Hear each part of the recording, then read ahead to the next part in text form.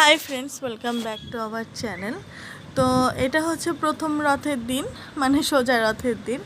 তো এই তো রথের দড়ি টেনে, মানে একটুখানি টেনেছি, এটা আমাদের বাড়ির সামনে দিয়ে যাচ্ছিল রথটা, তাই। আর তারপরে মুতুবনির বিকেলবেলা গেছিলো মামার সাথে মেলায়। আমি যেতে পারিনি, আমরা একটু ব্যস্ত ছিলাম, কারণ কিছুদিন ধরে আমরা খুব ব্যস্ত অনন্যার পাকা কথা এটা সেটা নিয়ে। তো সেজন্য আমরা আর যাইনি। পরেও রথের দিন বাচ্চা টাচ্চা ঘরে বসে থাকলে কেমন লাগে, তাই মামা মানে জয় গিয়ে একটু বোনটিকে ঘুরিয়ে টুরিয়ে নিয়ে আসলো মেলা। এই তো ঘুরছে। জয় বলছে এত ঘোরা ছিল, লাস্টে ও মাঝখানে থামিয়ে ওকে নিয়ে চলে আসে যদি মাথা টাথা ঘোরায়, তাই।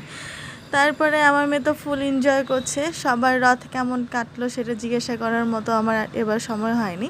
যাই হোক, বিলেটেড আমার রথের ব্লগ এটা। তো রথের পরে আমরা গেছিলাম আর কি বিপত্তারিণী পুজো করতে, সেটার একটা ছোটোখাটো ভিডিও করা। এই তো পরের দিন, মানে যে শনিবার দিন আমরা গেছি, পরের দিন বলছি, শনিবার দিন গেছিলাম বিপত্তারিণী পুজো করতে 1 নম্বর এয়ারপোর্ট 1 নম্বরের মন্দিরটাতে।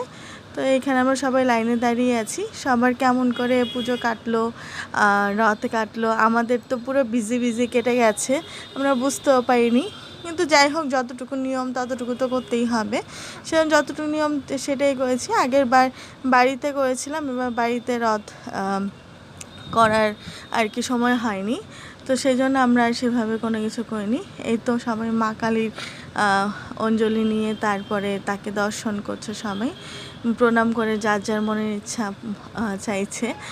তো আমাদের এই ছোট ব্লগটা যদি ভালো লেগে থাকে তাহলে অবশ্যই লাইক কমেন্ট শেয়ার করে দেবেন, আর আমার চ্যানেলটিকে সাবস্ক্রাইব করে দেবেন।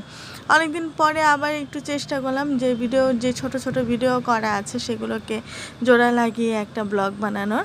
তো আজকের মতো এখানেই শেষ করছি।